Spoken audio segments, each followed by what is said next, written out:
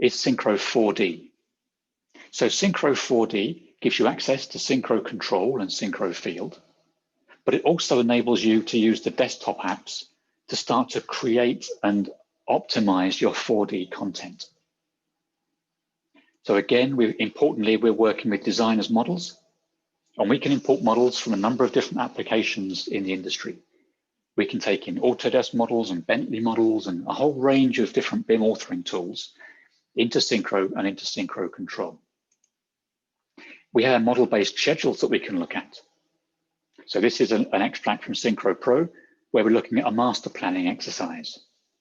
So we can see the high-level master plan, but we can also do a comparison to see what was in the RFP and then what we're doing to adjust the schedule. So if I'm the designer or the program manager, or maybe the contractor, I can maybe think, well, I can accelerate the program. I can do things more quickly to complete ahead of time. And so I can run those scenarios side by side to visually track and optimize how I deliver the project. And different people can conduct these activities. So again, you can have groups of people trying to compete against themselves to look at the best way to deliver a project and come up with ideas for accelerating the program. We can run our 4D simulations. So again, once we have all our model data and our schedule data in SYNCHRO, it's a very simple case to run an animation, to move the camera around and to track different animation paths to suit the type of animation we're generating. And it's suited for everything from large-scale projects right down to smaller schemes. So in the bottom left here, we have an airport development. So SYNCHRO is being used for master planning, and it's a great way to engage with airport authorities to show what construction work is happening when and where, and to explain the whole construction sequence. We have an example here on the bottom right, where SYNCHRO was used to manage the construction of a new sports arena and a sports complex. And again, this is a large industrial redevelopment in London. And we can go down to the very granular level and look at our equipment and our plans to visualize and optimize how we're going to use them. So the 4D simulations, importantly, are not having to recreate design content. We're just reusing the existing designer's content, the existing 4D models that we have, and it's running them through an animation sequence. So it's very quick and very easy to do. Now, finally, the other important thing is that we fully support the construction digital twin. Now, I've seen a lot of hype in the industry around digital twins and what they are and what they're not. There are three key areas, I think, for us in Bentley. The first is that a digital twin is a digital representation of an asset or a process or a system. So let's not forget that an Excel spreadsheet can be a digital twin. But more commonly, it will be based on a good 3D model that's come from a modern BIM tool. Secondly, those models and that data has to be continuously synchronized.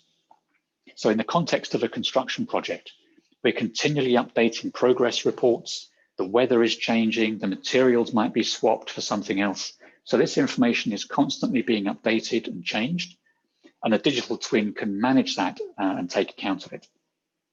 And then thirdly, we're using all that data to drive data-driven workflows. So what that means is we're using that data for real activities out on site in the field. So there's a couple of examples of that, and really based around a simple process.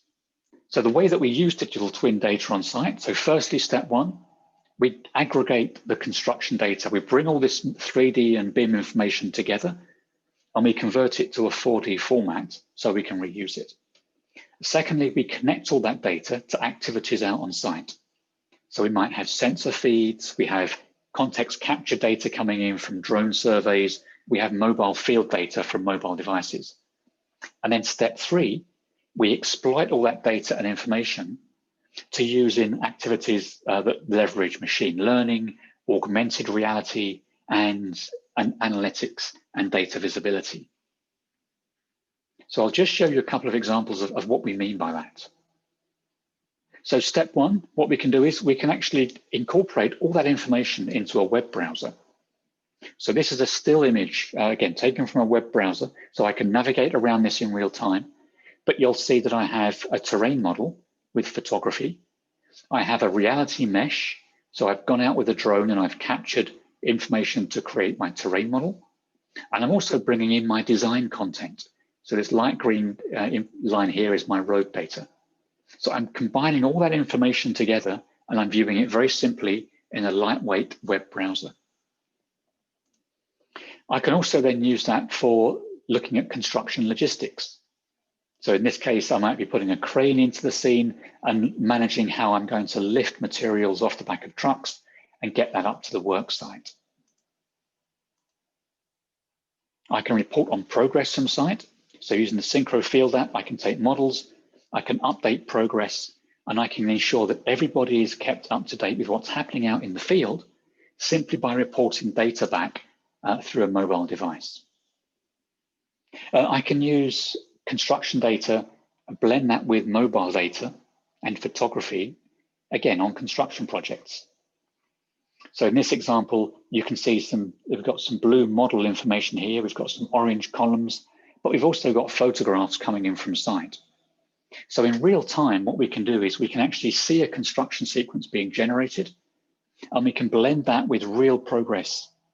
So I can see what's actually happening, I can see the planned progress, and I can take a look ahead to the few weeks in the future to see what's due to be happening. Now, when it comes to using all that data for efficient operations during project execution, again, I can largely do that through a web browser or an app. So it's very simple to interact with data. We're not reusing it, we're not recreating it, but we can do some very smart things with it.